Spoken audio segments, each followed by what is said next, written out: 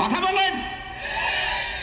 সেদিন রংপুর থেকে একটা লোক এসেছে আমার বাড়িতে, বলছে হুজুর মাহফিলের ডেট নেবো। আমি বললাম বা বসেন, আমার ডায়েরি যদি ফাঁকা থাকে আপনাকে দিচ্ছি।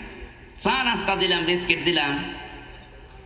বিস্কিটটা নিয়ে মুখে দেবে, না দিয়ে আবার রেখে দিল। মানে খাচ্ছেন না কেন? বলছে হুজুর আমি বেনামাজি রাতে খাই না। এ কি গো, আমি ছোটকাল থেকে নামাজ পড়ি, আমার বউ নামাজ পড়ে, আর এ কি বলে? বলছে হুজুর আপনাকে বলি নাই, এই বিস্কিট যারা বানিয়েছে ওরা হয়তো নামাজ পড়ে না। চিন্তা করলাম আল্লাহ মনে হয় জান্নাত থেকে পালিয়ে এসেছে। এত বড় আল্লাহর ওলি আমার ঘরে, আর আমি কিছু টের পেলাম না। এই দাঁড়ান, এই বিস্কিট কোন বেনামাজি বানিয়েছে এই সন্দেহ করে আপনি খাচ্ছেন না? আপনার শরীরে যে বিশাল পোশাক আশাক, এগুলো কোন বেনামাজি বানিয়েছে? কোন বেনামাজের গার্মেন্টসে তৈরি হয়েছে? এত যদি সফি দাবি করেন, সবগুলো খোলেন, জিনিস বের করে যান।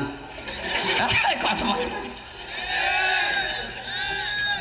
সিটারি করার জায়গা পাও না। পরে কল দিলাম রংপুরে বড় ভাইয়ের কাছে যে এরকম একটা লোক আপনার বাড়ি থেকে এসেছে, আপনার এলাকা থেকে। লোকটা কেমন? বলছে ওরে বাবা তো টাটকা সুদখোর, এলাকায় টাকা ছেড়ে রাখে, টাকা আসে ওই টাকা তলে উনি খায় আর আল্লাহ আল্লাহ করে। এই কথা বলেন না কেন? এরকম আল্লাহর ওলি আছে না নেই?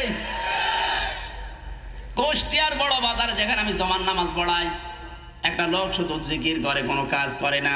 জিজ্ঞাসা করলাম ভাই আপনি কি করেন? বলছে হুজুর আমার কোনো কাজ নেই। কি খান? যে বাবার জমি ছিল বিক্রি করে ব্যাংকে রেখে দিয়েছি 35 লাখ টাকা। ওখান থেকে প্রতি মাসে আসে প্রায় 40,000 টাকার মতো লাভ আসে। ওই লাভ তুলি খায় আর আমি আল্লাহ আল্লাহ করি।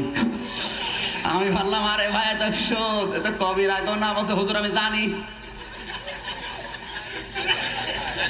সুদ খেলে কম হয় আমি জানি, এজন্য টাকা আমার নামে না, টাকা আমার বোন নামে।